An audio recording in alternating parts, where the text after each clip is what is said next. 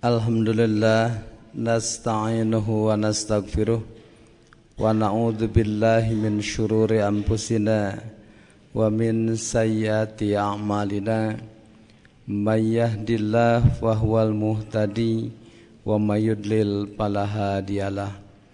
Asyhadu an la ilaha illallah wahdahu la syarikalah wa asyhadu anna Muhammadan abduhu wa rasuluh. Amma ba'du. Jemaah pengajian yang berbahagia, dalam buku kecil ini telah saya tulis, saya kumpulkan doa-doa yang berkaitan dengan saum Ramadan. Pertama, doa di awal bulan. Doa di awal bulan menjelang masuk bulan Ramadan.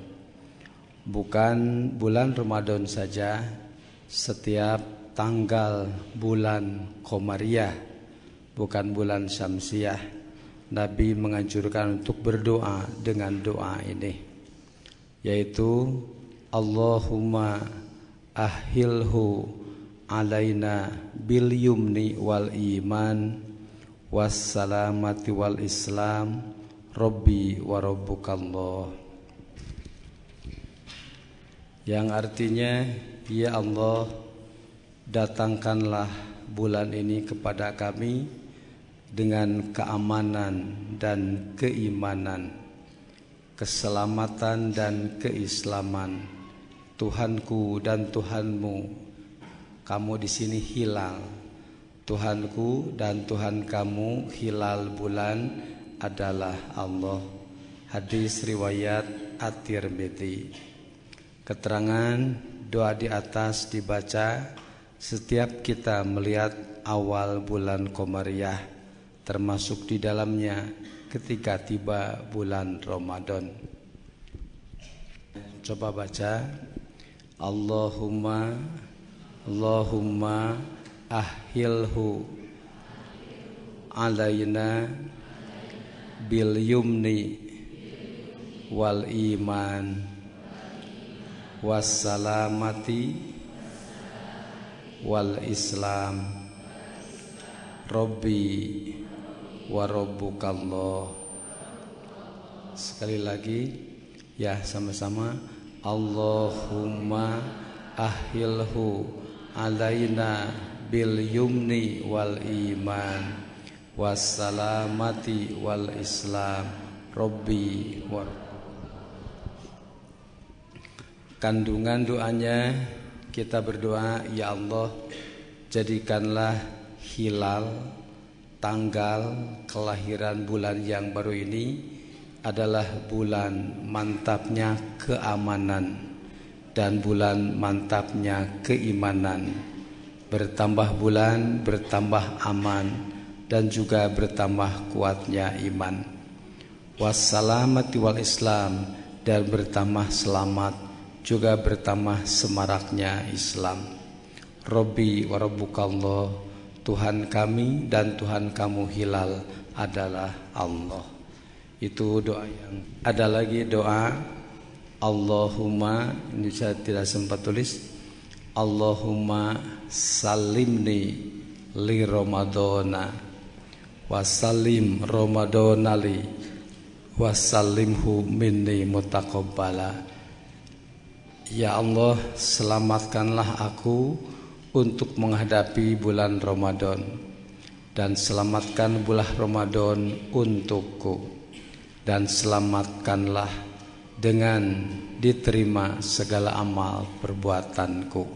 Ada juga doa yang lebih khusus yang baru. Jadi Allahumma salim li Ramadana wassalim Ramadanali wassalimhu minni mutaqabbala. Kemudian niat saum Ramadan. Niat artinya bermaksud, yaitu melakukan sesuatu perbuatan dengan sengaja dan penuh kesadaran. Berarti orang yang makan sahur di malam hari tentu saja ia sudah berniat untuk melakukan saum di esok harinya. Tempat niat itu di dalam hati dan tidak perlu diucapkan dengan lisan. Jadi memang ada hadis dan memang niat saum itu wajib, tetapi niat itu tempatnya dalam hati dan tidak mesti diucapkan. Adapun yang populer ucapan niat nawaitu sauma godin an adai pardi syahri Ramadan hadis sanah pardon lillahi ta'ala. Sama sekali redaksi tersebut tidak diperintahkan oleh Nabi dan tidak diamalkan oleh para sahabatnya. Oleh karenanya tidak mesti mengucapkan lafaz niat seperti itu. Cukup kita dengan bermaksud niat untuk melakukan saum Ramadan di malam hari. Doa berbuka saum. Di saat berbuka saum kita dianjurkan untuk berdoa dengan doa berikut ini, yaitu dhahabad doma'u wabtallatil uruku wasabatal ajru insyaallah. Dhahabad doma'u wabtallatil uruku, bukan aruku, uruku wasabatal ajru insyaallah. Ya, mari baca. Dhahabad doma'u wabtallatil uruku wasabatal ajru insyaallah. Sekali lagi. Dhahabad doma'u wabtallatil uruku wasabatal ajru insyaallah. Jadi biasa kita mulai dengan bismillah di saat akan berbuka puasa, dan kemudian kita berdoa dhahabad doma dan seterusnya. Artinya dhahabad doma, hilanglah rasa haus dan basahlah urat-urat, dan mudah-mudahan mendapatkan pahala insyaallah jika Allah menghendaki. Jadi ungkapannya pertama mengucapkan dhahabad doma, hilanglah rasa haus, wabtallatil uruq, dan urat-urat menjadi basah kembali, wasabatal ajr insyaallah, dan mudah-mudahan mendapatkan pahala insyaallah. Keterangan Nabi SAW menganjurkan untuk menyegerakan buka saum dan mengakhirkan sahur. Tentu tidak keberatan ya. Tidak keberatan. Terus ditunggu nanti jam 5. Ya, tentu saja tidak keberatan. Dianjurkan segera sahur, segera buka puasa dan mengakhirkan sahur. 2. Berbukalah dengan kurma, dan jika tidak ada cukup dengan air atau dengan kolak ya. Atau dengan kolak boleh. Adapun doa yang populer, Allahumma laka sumtu wa bika amantu wa ala rizkika aftartu, yang artinya, ya Allah, aku saum hanya kepadamu atau karenamu, dan hanya kepadamu aku beriman, dan hanya karena rizkimu aku berbuka saum. Hadis riwayat Abu Dawud. Namun ada komentar, hadisnya dhaif, lemah. Menurut Al-Mundhiri, hadisnya mursal, terputus. Dalam catatan kitab Aunul Ma'bud juz 6 halaman 483. Tetapi kedudukan hadis ini memang masih memerlukan kaji ulang, wallahu a'lam. Jadi daripada kita mengamalkan yang masih diragukan kesohihannya, sudahlah yang sudah pasti sahih yang tadi, dhahabad doma wabtallatil uruq wasabatal ajru insyaallah. Kemudian makan dulu maghrib biar tenang sholat, sholat dulu biar tenang makan, ya. Makan dulu biar tenang sholat, sholat dulu biar tenang makan. Gimana? Ya, makan dulu.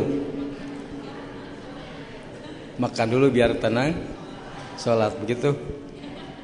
Sholat dulu biar tenang makan. Ya, tentu saja ya sebelum makan kita berbuka saum dengan air yang manis, kolak, barangkali itu sudah cukup sebagai berbuka puasa. Jadi kalau makan dulu tentu ke sholat bisa ada rengap dehnya. Sholat ada rengap. Setelah berbuka puasa kemudian kita melakukan sholat maghrib. Setelah maghrib ada ba'da? Tidak ada. Ada ba'da maghrib? Ada. Nggak keburu lapar? Ya, nggak keburu lapar? Enggak lah. Ya, jadi kita sekaligus dulu dengan sunat ba'da maghribnya. Jangan habis sholat maghrib wiridan saja tidak, apalagi sholat badannya langsung pulang karena mau makan. Padahal tadi sudah air 2 gelas, kemudian kolak 2 mangkok, apalagi ya sudah cukup juga lah, tidak terlalu terburu-buru. Kemudian doa setelah sholat tarawih atau witir. Pelaksanaan sholat tarawih yaitu dilakukan setelah isya dengan pelaksanaan 4-4-3 jumlah 11 rakaat. Menurut Siti Aisyah, beliau menjelaskan makan Rasulullah yazidu fi Ramadana wala fi ghairihi ala ihda asrata rakaatan.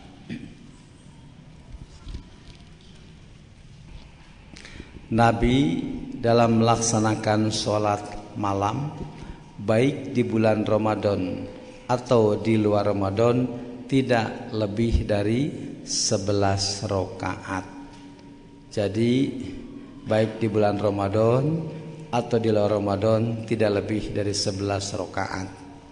Waktu pelaksananya boleh dilakukan langsung setelah sholat isya, boleh juga di tengah malam, boleh juga di akhir malam. Boleh dicicil, dikredit. Ya. Kalau terlalu ngantuk, 4 saja dululah setelah isya. Nanti 7 di waktu sahur, boleh? Boleh. Boleh dicicil, boleh di sekaligus. Itu pelaksanaan 4-4-3. Dalam hal jumlah sholat tarawih ada yang berpendapat 11, ada yang 23, ada yang 41. Mau pilih yang 41? Enggak? Mau pilih yang 41? 23? Mau pilih yang ada hadisnya? Kita pilih yang ada hadisnya. Ada dalilnya ternyata 11 rakaat yang ada hadisnya yang kuat, yang dilaksanakan oleh Nabi juga oleh para sahabatnya.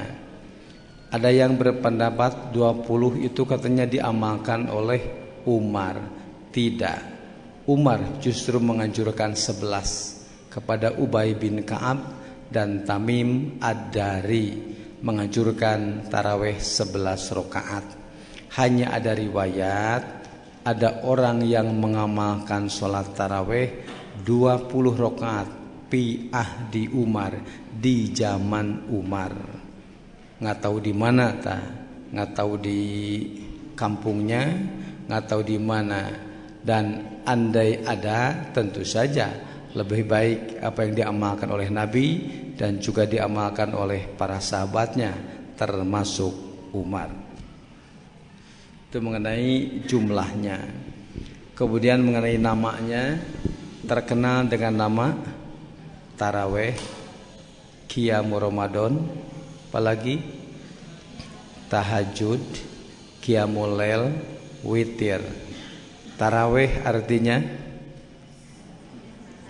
artinya santai. Mengapa disebut santai? Karena di zaman para sahabat melakukannya dengan santai.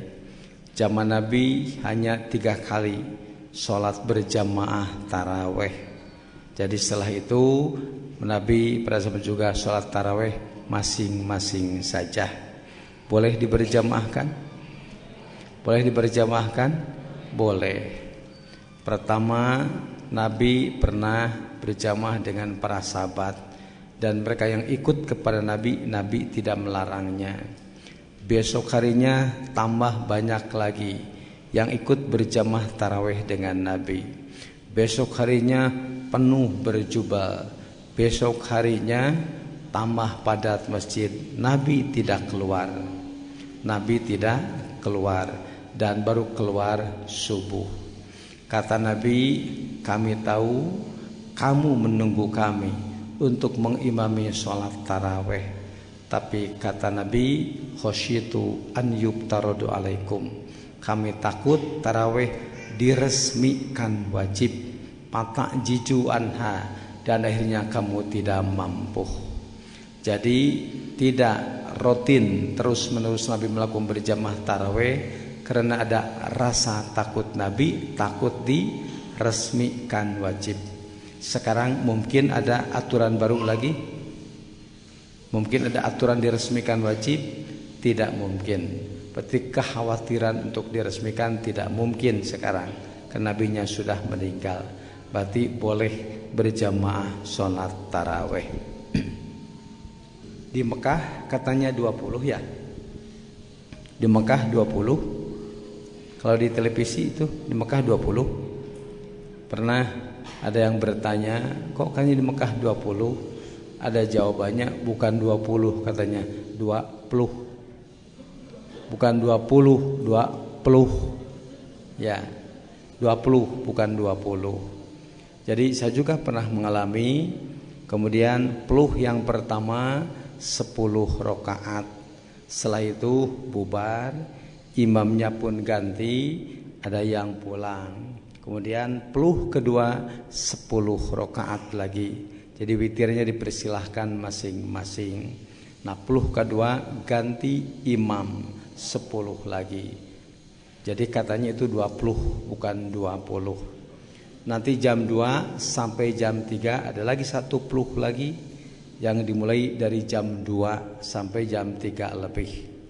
Tarawih yang dilakukan di Masjidil Haram berapa menit? Berapa menit? 2 jam. Itu 2 jam, lama sekali. Witir yang 1 rakaat di akhir setengah jam. 1 rakaat tapi setengah jam. Suratnya kulhu, tapi doanya panjang. Doa di akhir rakaatnya panjang sampai ada orang yang cangkul terus ya. Padahal ya tidak ada doa khusus untuk sholat witir atau kunut witir, tidak ada doa yang khusus.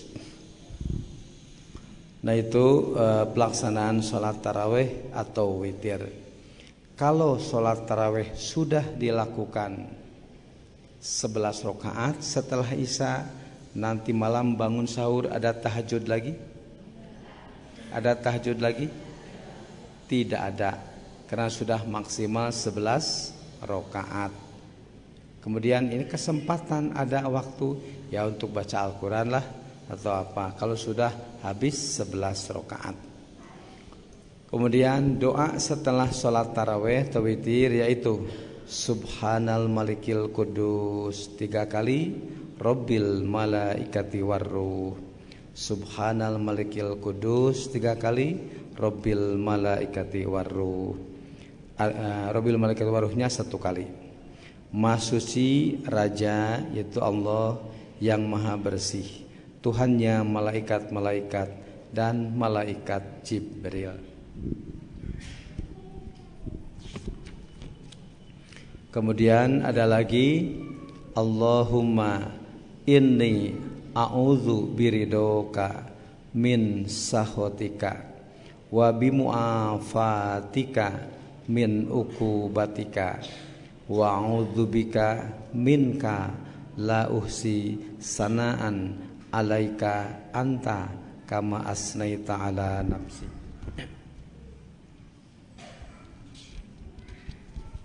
Artinya, ya Allah, sesungguhnya aku berlindung dengan ridho-Mu dari siksa-Mu. Aku berlindung dengan ridho-Mu dari murka-Mu, dan dengan ampunan-Mu dari siksa-Mu. Yang pertama, murka itu bukan siksa, salah. Aku berlindung dengan ridho-Mu dari murka-Mu. Diganti saja, min sahotika, dari murka-Mu terjemahnya. Dan aku berlindung dengan ampunan-Mu dari siksa-Mu. Dan aku berlindung dengan-Mu dari siksa-Mu. Aku tidak dapat menghitung pujian atas-Mu sebagaimana Engkau memuji dirimu sendiri. Itu doa setelah sholat tarawih. Sekali lagi baca doanya.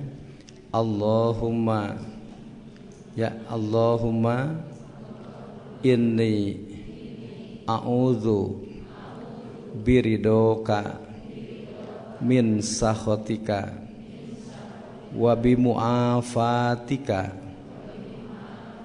min ukubatika wa a'udzubika minka la uhsi sanaan alaika anta kama asnaita ala nafsik. Itu doa setelah sholat tarawih. Kalau doa setelah sholat tahajud, itu ada lagi doa yang khusus. Tapi kalau dilakukan setelah isya, cukup dengan doa witirnya saja. Kemudian dalam praktek sholat tarawihnya banyak atau masih ada imam sudah berdiri masih duduk-duduk, imam sudah tamat baca Fatihah masih duduk, imam sudah baca surat masih ya diam. Nanti sudah kupuan, walam yakulu kupuan, baru berdiri, baru ruku. Boleh begitu? Boleh? Tidak boleh. Jadi kalau tidak mengikuti Al-Fatihah dengan sempurna atau tidak membaca Al-Fatihah dengan sempurna, tidak terhitung satu rakaat. Jadi hendaklah dari awal kita mengikuti, tidak menunggu kupuan saja. Kagis kupuan baru berdiri, nggak boleh begitu. Kemudian doa Lailatul Qadar. Doa Lailatul Qadar. Allahumma innaka afuwun tuhibbul afwa fa'fu anni. Allahumma innaka afuwun tuhibbul afwa fa'fu anni. Artinya, ya Allah, sesungguhnya Engkau adalah pengampun, mencintai pengampunan, maka ampunilah aku. Keterangan doa tersebut adalah doa yang dianjurkan oleh Nabi kepada Aisyah ketika ia bertanya kepada Nabi, apa yang mesti aku baca andai saya mengetahui kapan terjadi Lailatul Qadar? Nabi menganjurkan, bacakan Allahumma innaka afuwun tuhibbul afwa fa'fu anni. Doa tersebut adalah doa yang paling utama diucapkan, tapi tidak berarti tidak boleh berdoa dengan doa yang lain. Penjelasan tentang Lailatul Qadar. Lailatul Qadar artinya malam yang agung. Qadar di sini artinya agung. Lailatul Qadar malam yang agung. Konteks Lailatul Qadar ada dua.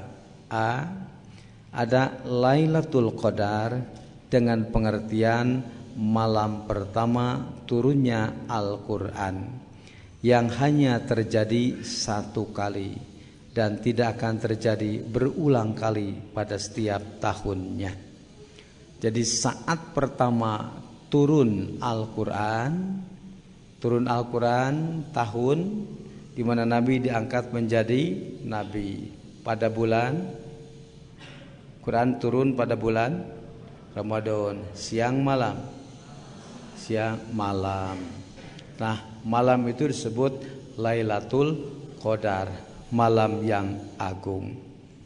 Jadi Lailatul Qadar yang pertama, Lailatul Qadar dengan artian saat pertama turunnya Al-Quran. Dua, ada Lailatul Qadar di bulan Ramadan. Jadi ada dua, ada Lailatul Qadar yang juga terjadi di bulan Ramadan. Kalau Lailatul Qadar saat pertama turun Al-Quran tentu hanya terjadi satu kali saja. Kalau Lailatul Qadar bulan Ramadan terjadi setiap bulan, setiap tahun.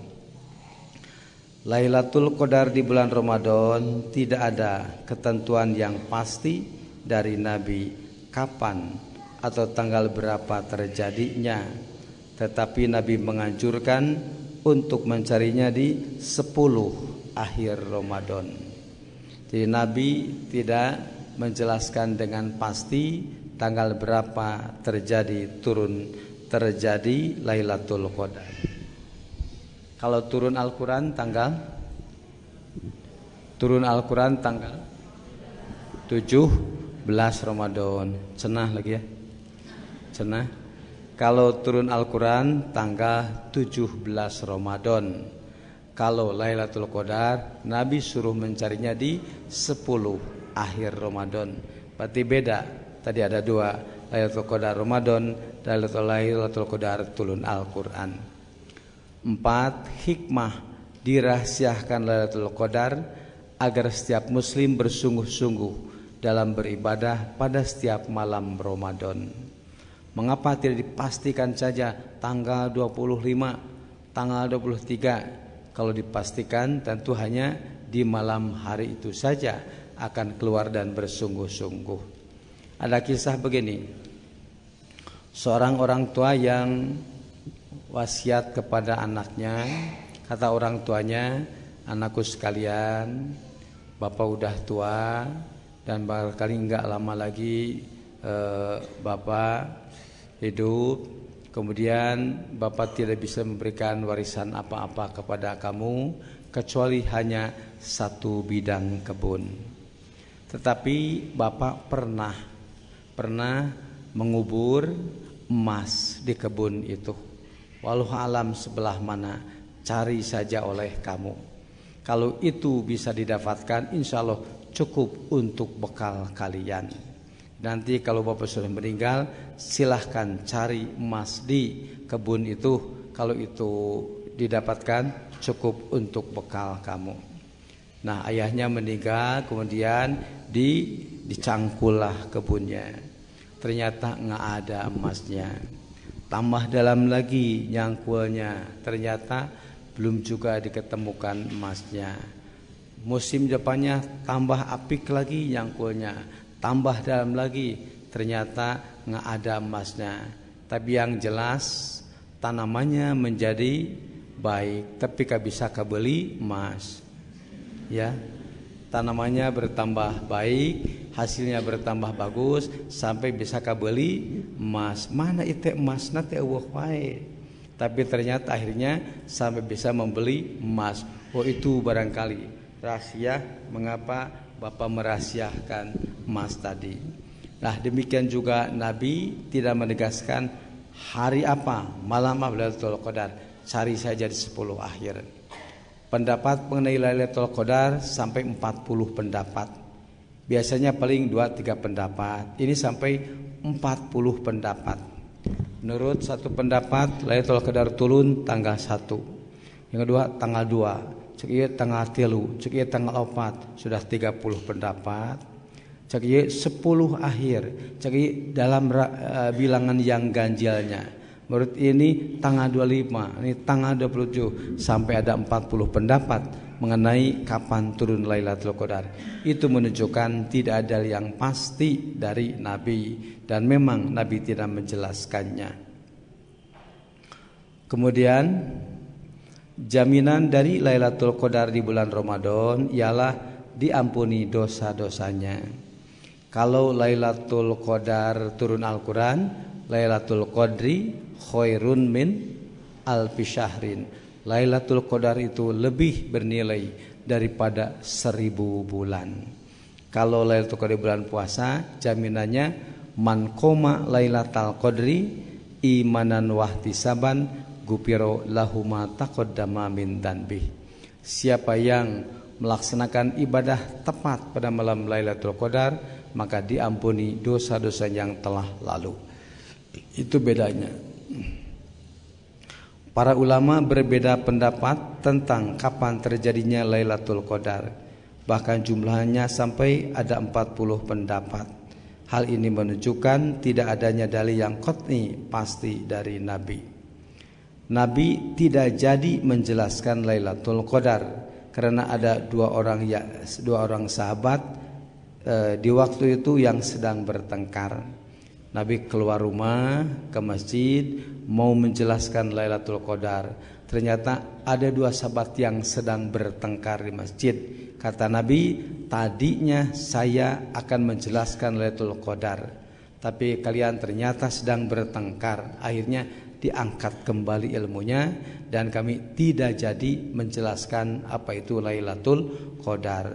Tapi mudah-mudahan dengan dirahasiakan itu lebih besar hikmahnya. Jadi nggak mungkin ada apa itu Lailatul Qadar. Menurut Syekh Muhammad Shaltut, Rektor Al-Azhar dulu, penjelasan tentang Lailatul Qadar sudah banyak bercampur khayal atau tahayyul. Di antaranya ada kitab yang menjelaskan kalau orang yang mendapatkan Lailatul Qadar di malam harinya, nah besoknya ia akan berbeda. Bagaimana ciri-ciri yang mendapatkan Lailatul Qadar? Ia diberikan indera keenam. Diberikan indera keenam. Dia akan melihat bahwa pohon-pohonan sujud, bahkan melihat malaikat. Itu kalau mendapatkan Lailatul Qadar di malamnya. Kemudian cirinya besok harinya tidak begitu hujan lebat dan tidak begitu juga terang terik matahari, tapi agak redup. Itu tandanya tadi malamnya turun Lailatul Qadar. Kalau menurut logika saya, kalau betul begitu tanda Lailatul Qadar di Lembang yang sering turun Lailatul Qadar. Ya di Lembang yang sering turun, sering redup gitu ya, nggak begitu panas. Di Lembang sering turun. Di Jakarta nggak turun Lailatul Qadar. Ya, ngapa panas terus? Ya, paling di Bogor dan di Lembang yang sering turun Lailatul Qadar. Jadi itu penjelasan-penjelasan, komentar-komentar yang tidak berdasarkan dalil. 9. Lailatul Qadar di bulan Ramadan tidak lebih daripada upaya peningkatan ibadah di akhir-akhir bulan Ramadan, sebagaimana yang dilakukan oleh Nabi SAW. Jadi begitu tanggal 20 Nabi ya menyingsingkan lengan baju siap untuk meningkatkan ibadah. Di mana di kita masa-masanya lesu ya, masa-masanya lesu. Tanggal 1 masjid penuh 1 minggu, sampai tanggal 10 masih penuh. Tanggal 10 sampai 15 mulai berkurang. Sampai tanggal 20 tinggal setengahnya. Dari tanggal 20 ibu-ibu iktikaf aja di dapur. Ya, iktikaf di rumah masak-masak. Hanya tinggal setengahnya lagi. Nah itu sudah mulai lesu menurun. Nabi merangsang kembali agar coba tamatkan kegiatan Ramadan itu, coba tingkatkan. Kemudian Nabi merangsangnya dengan Lailatul Qadar. Barangkali itu juga upaya pendidikan dari Nabi agar umatnya terus semangat dalam memakmurkan bulan Ramadan. Lailatul Qadar di bulan Ramadan tidak lebih daripada upaya peningkatan ibadah di akhir-akhir bulan Ramadan sebagaimana yang dilakukan oleh Nabi. 10. Tidak ada salat khusus atau ibadah tertentu pada malam Lailatul Qadar. Pertama, tepat terjadinya juga dirahasiakan. Yang kedua, tidak ada sholat khusus, tidak ada zikir khusus mengenai Lailatul Qadar. Kemudian makna Lailatul Qadar lebih baik daripada 1000 bulan. Surat Al-Qadar turun di Mekah sebelum ada syariat saum. Saum disyariatkan di Madinah tahun kedua Hijriah. Sementara surat Al-Qadar turun di Mekah. Jadi mana mungkin pengertian surat Al-Qadar ditarik kepada Ramadan. Karena di waktu turun surat Al-Qadar belum ada syariat saum. Jadi ada terjemah yang kurang tepat. Lailatul Qadri khairun min alfi syahrin. Ibadah satu malam Lailatul Qadar lebih baik daripada 1000 bulan. Itu terjemah ibadahnya dari mana? Jadi ibadah satu malam Lailatul Qadar lebih baik daripada 1000 malam. Nah, terjemah ibadahnya dari mana? Padahal nilai Lailatul Qadar saat turunnya Al-Quran lebih bermakna daripada 1000 bulan di zaman jahiliyah. 1000-nya juga bukan artian 1000 yang pasti, tapi menunjukkan jumlah yang banyak. Berarti yang dimaksud dengan Lailatul Qadar di sini bukan Lailatul Qadar yang ada di bulan Ramadan. Lailatul Qadar di sini adalah saat pertama turunnya Al-Quran di malam hari, di mana malam tersebut dinilai lebih bermakna daripada 1000 bulan di zaman jahiliyah yang hidup semrawut. Tidak mengenal aturan, penuh dengan kegelapan dan kemusyrikan. Dalam hal ini Al-Qasimi dalam tafsirnya menjelaskan sebagai berikut. Karena telah berlalu di kalangan mereka zaman jahiliyah ribuan bulan di mana mereka hidup dalam kegelapan juga penuh kesesatan, maka satu malam yang memancar padanya cahaya petunjuk dari Al-Quran tentu saja lebih baik daripada ribuan bulan di zaman jahiliyah. Itu komentar Al-Qasimi dalam tafsirnya, juga komentar Al-Maruki. Dari penjelasan tersebut berarti maksud dari satu malam lebih baik daripada 1000 bulan itu bukan artinya lebih baik daripada ibadah 1000 bulan dari bulan Ramadan, bukan. Untuk perbandingan sama halnya seperti ungkapan detik-detik proklamasi kemerdekaan bangsa Indonesia itu lebih baik daripada 1000 tahun hidup di zaman penjajahan. Nah, seperti itu perbandingannya kalau di kita. Itu mengenai Lailatul Qadar. Kemudian anjuran umum di bulan Ramadan. Bulan Ramadan adalah bulan yang agung, bulan dilipat gandakannya pahala, bulan pengampunan, bulan yang penuh berkah. Oleh karena itu seharusnya lah kita memanfaatkan peluang dan kesempatan untuk mengisi bulan Ramadan penuh dengan amal soleh. Di antaranya 1, lakukanlah sholat fardu di awal waktu, diikuti dengan sholat sunat rawatib dan juga sholat sunat yang lainnya seperti tahiyatul masjid atau syukril wudu. 2, tingkatkanlah ibadah sosialnya, baik infak, sedekah atau bantuan lainnya. 3, bacalah Al-Quran setiap hari dan resapilah makna dan kandungannya, minimalnya 10 juz dalam 1 bulan, sama dengan 1 juz dalam 3 hari atau 3 lembar dalam 1 hari. Jadi minimal 10 juz saja selama 1 bulan, berarti 1 juz untuk 3 hari. 1 juz 9 lembar, berarti 3 lembar saja sehari. Setelah sholat subuh selembar, habis sholat duhur 1 lembar, malam selembar, 3 lembar sehari. Insya Allah 10 juz tamat selama bulan Ramadan. 4, hindarilah hal yang membatalkan saum seperti makan dan minum dan hindari juga hal-hal yang membatalkan nilai saum seperti berdusta, bertengkar, mengumpat orang dan yang lainnya. Kemudian zakat fitrah, penutup kekurangan Ramadan.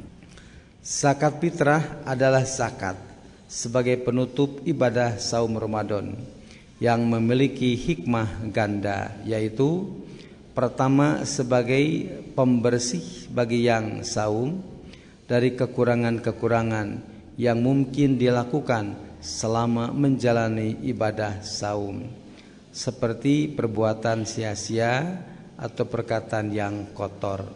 Itu hikmah dari zakat fitrah, dapat membersihkan puasa kita dari kekurangan-kekurangan yang mungkin kita lakukan selama melaksanakan saum Ramadan. Kedua, merupakan bantuan makanan bagi yang miskin. Adapun ketentuan zakat fitrah adalah sebagai berikut. 1. Ukuran zakat fitrah adalah kira-kira 2,5 kilogram atau 3 liter beras atau makanan pokok lainnya. 2. Bagi orang yang mampu wajib mengeluarkan zakat fitrah dari sejumlah anggota keluarga dan orang yang menjadi tanggungannya seperti pembantu. Bahkan bayi yang masih dalam kandungan pun jika sudah bernyawa di atas 4 bulan masa kandungan juga harus dikeluarkan zakat fitrahnya. Jadi bayi yang masih dalam kandungan di atas 4 bulan itu teh jalmi sanes, jelema lain. Ya, itu juga manusia sudah bernyawa. Kalau usia bayi 8 bulan ayahnya meninggal, dapat waris tidak? Dapat waris tidak? Di saat ayahnya meninggal baru usia 8 atau 9 bulan, belum lahir, dapat waris tidak? Dapat? Anak bapaknya tetesanes? Dapat warisan, karena dia juga ada anaknya. Jadi ulah licik, ya lebah warisan menang zakat fitrah tewajib. Kemudian yang dianggap membunuh anak itu membunuh setelah lahir atau walau dalam kandungan?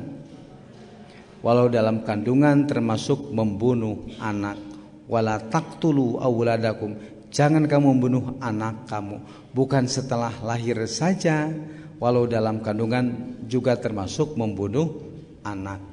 Demikian juga dalam hal zakat. Sayyidina Utsman juga suka mengeluarkan zakat fitrah dari anak yang masih dalam kandungan. 3. Zakat fitrah adalah dibagikan kepada fakir, miskin yang muslim dan mustahik yang berhak menerima zakat yang lainnya. Maksudnya zakat fitrah tidak boleh diberikan kepada fakir kafir. Tidak boleh diberikan kepada fakir kafir. Punya tetangga fakir miskin tapi kafir, tidak boleh diberi dari zakat. Boleh dari sedekah? Boleh dari sedekah? Boleh kalau dari sedekah. Sedang dari zakat tidak boleh diberikan kepada yang kafir. 4. Zakat fitrah hendaklah dikeluarkan setelah subuh sebelum pergi untuk melakukan sholat Idul Fitri. Adapun menyerahkan kepada jami zakat panitia boleh beberapa hari sebelumnya. Jadi mengeluarkan zakat fitrahnya seharusnya setelah sholat subuh. Kamu mustahik atau ke panitia? Kamu mustahik ke panitia? Kamu mustahik. Adapun ke panitia boleh 2-3 hari sebelumnya. Sedang kepada mustahik harus setelah sholat subuh. Memang ada beberapa pendapat tentang zakat fitrah, sampai ada 5 pendapat. Tapi yang lebih meyakinkan yaitu dikeluarkan setelah subuh. Berabe enggak? Berabe tidak? Ya, serahkan kepada panitia dengan syarat kita minta dibagikan setelah subuh. Siap? Saya serahkan. Tidak siap, biar saya bagikan sendiri, bagikan langsung. Jadi jangan asal memberikan. Mengapa?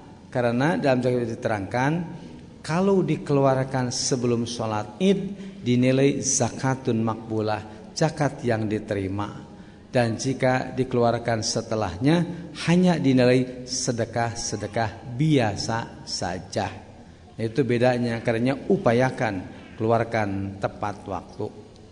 Kemudian takbir Idul Fitri, menurut Ibnu Mas'ud ucapan takbir id adalah Allahu Akbar 2 kali.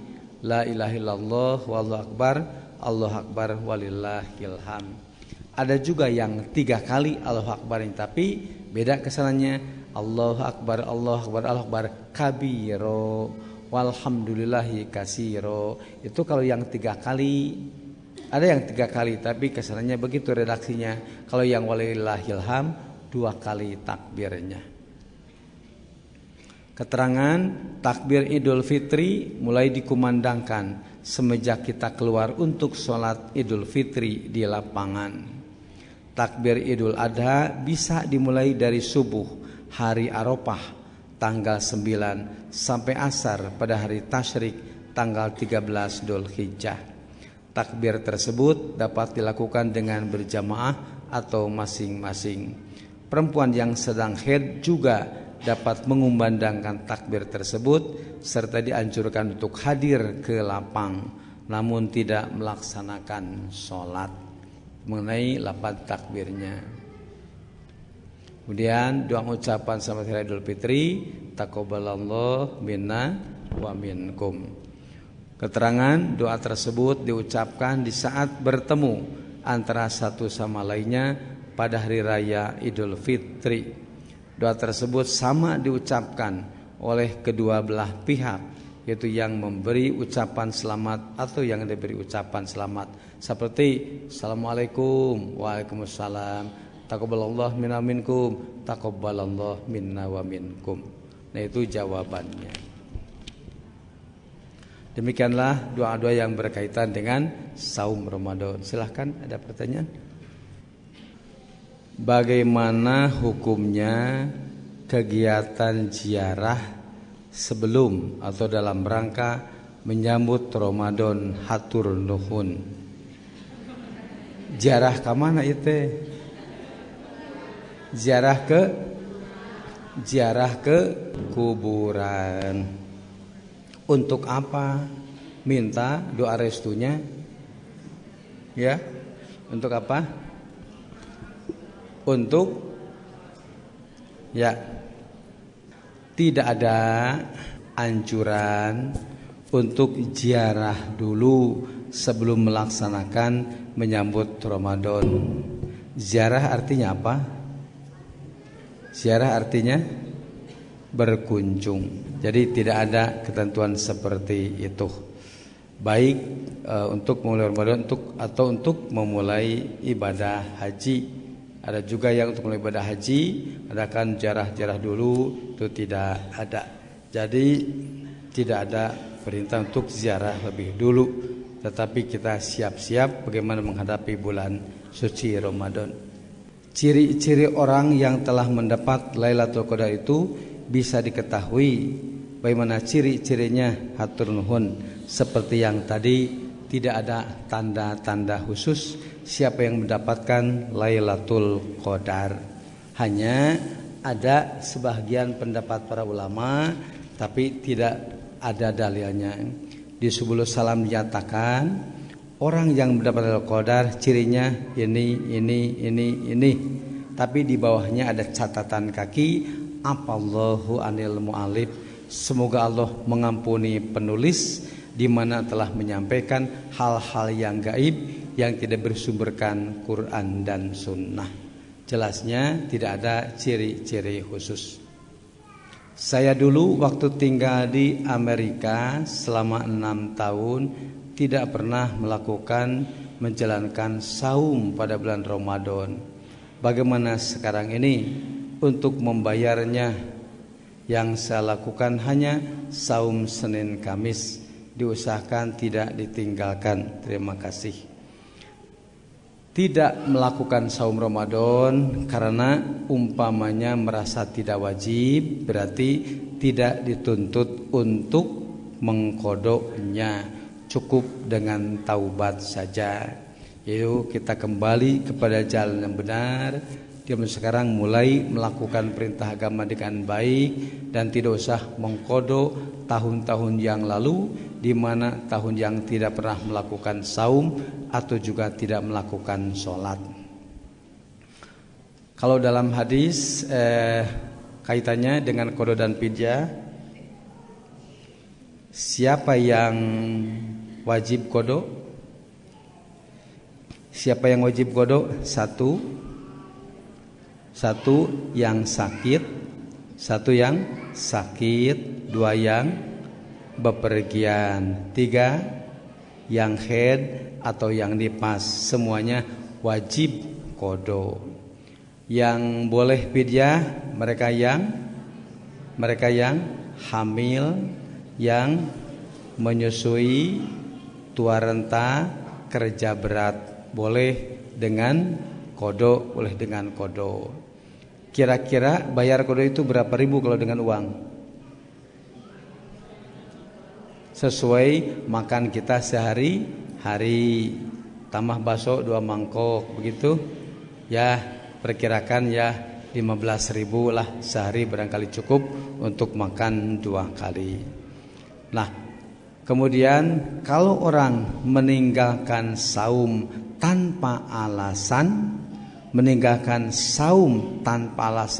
tidak sakit, tidak kerja berat, dalam menyatakan lam yakdihi siyamud dahri, ya tidak akan lunas punah walau dengan puasa 1 tahun penuh.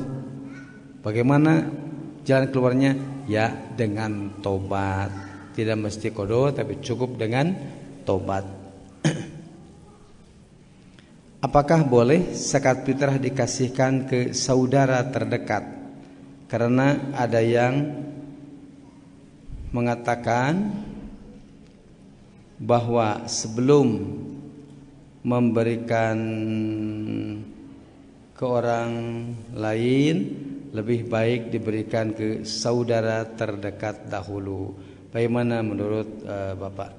Zakat fitrah hendaklah diberikan kepada fakir, miskin, dan mustahik yang lainnya. Kalau saudara kita termasuk kategori fakir atau miskin, boleh diberikan ke saudara? Bukan karena adiknya, bukan karena kakaknya, tapi karena memang dia juga seorang yang miskin. Boleh diberikan. Bahkan kata Nabi berfungsi 2. 1 sodakotun, memberikan zakat. 2 silaturahmi. Jadi kalau punya saudara yang miskin, silahkan, boleh zakat diberikan kepada saudara miskin, kecuali jangan kepada anak. Ya, jangan kepada anak, jangan kepada suami, jangan kepada istri, jangan kepada orang tua, karena itu masih tanggung jawab kita. Tapi kalau kepada saudara, kata Nabi, ya berfungsi silaturahmi, ya juga sebagai sodakotun. Di tempat saya takbir Idul Fitri dikumandangkan setelah sholat maghrib hingga menjelang sholat Idul Fitri. Jadi berisik, mohon penjelasan. Di kita di Indonesia memang umumnya takbir Idul Fitri dilakukan setelah maghrib, karena umumnya bangsa Indonesia bermadhab Asy-Syafi'i. Imam Asy-Syafi'i menganjurkan dari mulai maghrib hina yurul hilal, ketika hilal itu muncul kelihatan, dari situ mulai takbir. Tapi ternyata pendapat yang kuat sesuai dengan hadis ida goda ilal musola kabbaro. Kalau Ibnu Umar pergi ke lapang baru memulai takbirnya. Dan saya lihat di Fiqh Sunnah bahwa jumhur ulama, mayoritas ulama sama sependapat, takbir Idul Fitri itu dari mulai keluar ke lapang, tidak dari maghrib. Kalau takbir Idul Adha boleh dari kemarinnya, bahkan di tanggal 9. Kemudian itu bisa saya buktikan, ternyata di Mekah waktu Idul Fitri nggak kedengaran ada takbir malam hari. Betul, di Mekah, di Madinah nggak ada takbir malam hari, tidak ada. Dan baru mereka mulai takbir di saat keluar untuk melaksanakan Idul Fitri. Apabila kita berdagang, maka zakat yang harus dikeluarkan itu dari modal atau keuntungannya dari modal. Jadi kalau zakat dari modal, bukan dari untungnya. Bagaimana apabila kita belum membayar hutang puasa yang lalu, apakah puasanya bisa dibayar tahun sekarang? Boleh. Maksudnya kalau sampai nyebrang tahun, mentas tahun, boleh. Karena ada ketentuan faidatum min ayyamin ukhor, silahkan kodo di hari-hari yang lain. Berarti bisa walau sampai nyebrang tahun, selama ada niat untuk membayar hutang puasa. Kalau nanti di bulan Syawal, nyawalan dulu, kodok dulu. Di bulan Syawal, nyawalan dulu, kodok dulu. Apa bu? Kodok dulu, nyawalan dulu. Nyawalan mabu sunat, kodok mah wajib. Ya, kodok mah wajib, nyawalan mah sunat. Maknya ngaheulakeun sunat memeh wajib. Betul? Betul? Tidak bu, itu cuma logika. Itu ada yang berpendapat begitu ya. Jadi kodo itu wajib, nyawalan mah sunat. Maknya ngaheulakeun sunat memeh wajib. Saya jawab, sholat duhur ge sunat heula memeh wajib deh. Ya, sholat subuh sunat dulu kan? Sholat subuh ge sunat heula memeh wajib deh. Jadi kalau melihat dari waktu, kalau saum nyawalan hanya ada peluang selama 1 bulan. Sementara kodo leluasa waktunya, silahkan nyawalan dulu biar ngodo di hari-hari atau bulan-bulan yang lain. Boleh. Jadi kalau tadi ada yang menegur maknya ngaheulakeun sunat memeh wajib, duhur ge sunat heula memeh wajib teh. Itu aja mudah jawabannya. Kalau niatnya saja rangkap bu, nyangodoan nyawalan. Punya hutang 1 minggu, nyawalan 6 hari, udah aja niatnya, niat nyawalan dan niat ngodoan, boleh? Rangkap niat saja boleh? Nggak boleh? Nggak boleh. Kalau seseorang punya hutang 100.000, dia berikan uang nih, uang 100.000. Apa ini? Itu nyambayar hutang, nya sedekah, nya zakat, nya dabung.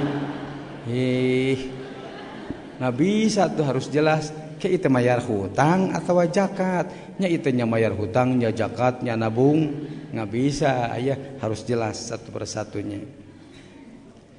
Apabila kita akan mengkodok saum tapi sakit sampai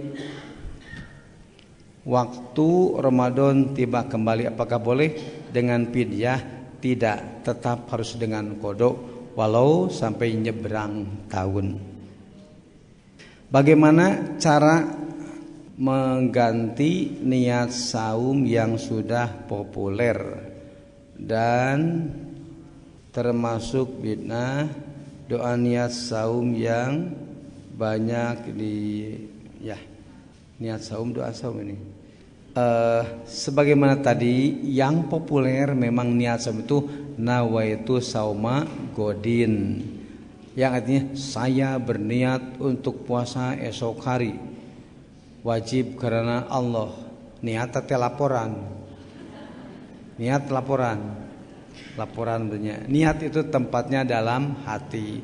Dengan makan sahur, rek naon makan sahur teh, tentu saja niat mau melaksanakan puasa, sudah cukup dengan itu juga, tidak mesti kita ucapkan langsung. Kemudian doa tadi, doa dalam berbuka puasa ini juga saya masih timbang-timbang mengingat ada komentar dari para ulama hadisnya tadi dhaif, sementara yang ini sahih, sudahlah kita makan yang sahih saja dulu yang meyakinkan kita. Zakat fitrah boleh enggak diberikan kepada saudara yang jauh di luar kota? Misalnya keluarga ada 15 orang bayarnya dibagi dua, sebagian 4 saudara jauh dan diberikan sudah Idul Fitri. Boleh saja diberikan kepada saudara yang jauh, tetapi aturannya jangan dilanggar, tetap harus setelah subuh. Jangan diberikan setelah Idul Fitri, hanya akan bernilai sedekah biasa saja. Saya sering melakukan setelah melaksanakan sholat tarawih, malamnya melakukan sholat tahajud juga. Bagaimana hukumnya, sah atau tidak? Tadi sudah saya jelaskan, tidak ada tahajud kalau tarawihnya sudah maksimal 11 rakaat. Kalau orang tua kita yang telah meninggal dan selama beberapa tahun tidak saum Ramadan, apakah anaknya harus membayar fidyah atau qada? Tergantung orang tuanya itu sendiri. Kalau dia punya hutang puasa yang mesti dibayar dengan fidyah, dengan uang atau barang, dia meninggalkan puasa karena apa? Umpamanya karena kerja berat atau sudah tua renta, dan seharusnya dibayar dengan fidyah. Nah, kalau yang dibayar dengan fidyah boleh dibayarkan dengan anaknya. Kalau yang harus dengan qada tidak, tetap harus dengan dia sendiri, tidak bisa dibayar dengan yang lain. Ya gimana, karena tidak sempat? Ya tidak sempat. Kalau dia punya niat untuk membayar, berarti dibebaskan Allah. Dan andai tidak punya niat untuk mengqada, walau dipuasa oleh anaknya, tetap berdosa.